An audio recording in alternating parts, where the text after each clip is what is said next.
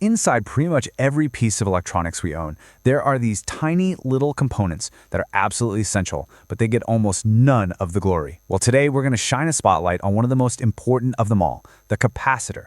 We're going to figure out what it is, and more importantly, what it does. So let's dive in. Okay, so I'm going to start with a really weird question. What in the world does a water tank have to do with your computer? I know, it sounds totally random, right? But trust me, this simple analogy is the absolute best way to really truly understand how a capacitor works. So here's the plan. First, we'll unpack that hero analogy. Then we'll peek inside the energy tank itself. After that, we'll see its most common job as the smoothing specialist. We'll learn how to actually read one of these things, and we'll wrap up with something incredibly important, how to handle them with extreme care.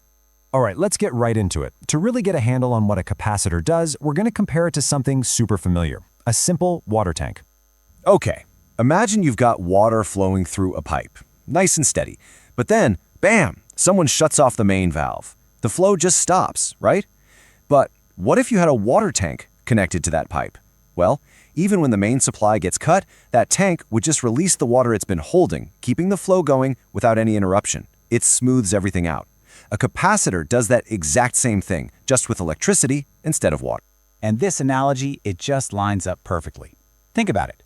The water pressure in that pipe, that's just like electrical pressure, which we call voltage. The size of the water tank, how much it can hold, that's the capacitor's capacitance. And the water itself that's stored in the tank, well, that's the stored electric charge. See? Simple. Okay, so now that we have that water tank idea locked in our heads, let's actually peek under the hood and see what's going on inside one of these things that lets it hold on to energy. So here's the official definition. A capacitor is just an electronic component that stores electrical energy. The key thing here is it's not making energy, it's just saving it for a little bit. And it holds that energy in what's called an electric field. Now, I know what you might be thinking. Hang on, storing energy? Isn't that what a battery does? And yeah, you're not wrong. They're both in the energy storage business. But here's the massive difference. A battery can store way more energy, but a capacitor can charge up and then release all of its energy in a flash. We're talking fractions of a second. That incredible speed is its superpower. So how does it do it? Well, the inside is actually incredibly simple. It's basically just two metal plates, usually something like aluminum, sitting really close to each other. And sandwiched right between them is this special insulating material called a dielectric. You can just think of the dielectric as a wall, a barrier that electricity can't just jump across. So when you apply some voltage, a bunch of electrons get pushed onto one of those metal plates. And since they can't get across that dielectric wall, they just pile up, creating a negative charge. This buildup then attracts a positive charge to the other plate. And that tension, that attraction between the negative and positive sides, creates this invisible electric field. And that field is where the energy is actually stored. Pretty neat, huh? So now that we know how it holds energy, let's talk about the number one job it has in basically every electronic gadget we use, from your phone to your fridge. The electricity that comes out of the outlets in your wall is called alternating current, or AC.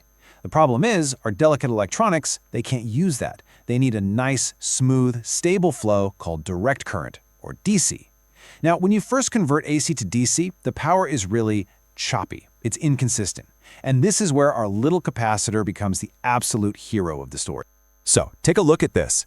This is what that freshly converted DC power looks like. You can see it's not a steady stream at all, is it? It's more like a series of pulses with these big, empty gaps in between. There is no way you can run a sensitive computer chip on power that looks like that. It would crash instantly.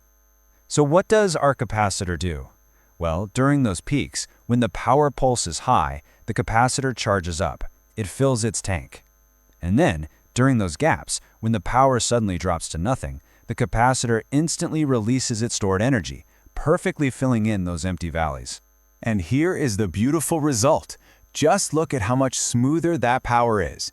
The capacitor has literally filled in the gaps, creating a much more stable, reliable, and consistent flow of DC power that our electronics can actually use to work properly. This is hands down one of its most critical jobs. Okay, let's get practical for a minute. If you actually pick up a capacitor, you'll see a bunch of numbers printed on its side. What do they all mean? Well, let's decode the two most important ones you need to know. The first big number is its capacitance, which is measured in a unit called farads. This basically just tells you how much energy it can store. Going back to our analogy, this is just the size of the water tank. Bigger number, bigger tank. Simple. The other crucial number is its voltage rating. This tells you the absolute maximum electrical pressure it can handle before bad things happen. All right, everybody, listen up. I'm not kidding when I say this is the single most important part of this whole explainer. Capacitors are amazing, but they can be genuinely dangerous if you don't know what you're doing. Let's talk safety. There is one golden, unbreakable rule you have to burn into your memory.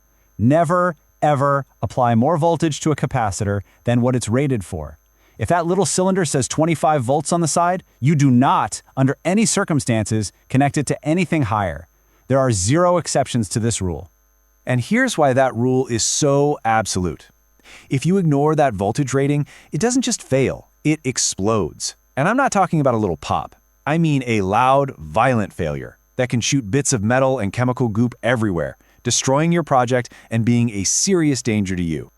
The other big danger is that whole storing energy thing.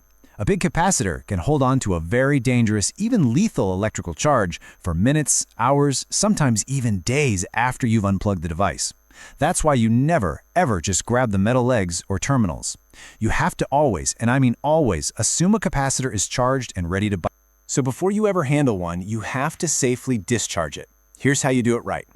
First, you carefully check the terminals with a multimeter to confirm it's holding a charge. If it is, you then connect a resistor across the 2 legs. This gives the stored energy a safe path to drain out slowly. You just keep an eye on the multimeter, and once that voltage drops down to 0, and only then is it actually safe to touch. When you think about it, the capacitor is the perfect example of a tiny, unsung hero that makes our entire modern world tick. It's working away silently in the background of literally everything we use, smoothing things out, making it all possible. And it kind of makes you wonder, doesn't it? What other hidden heroes like this are out there, quietly powering our world right now?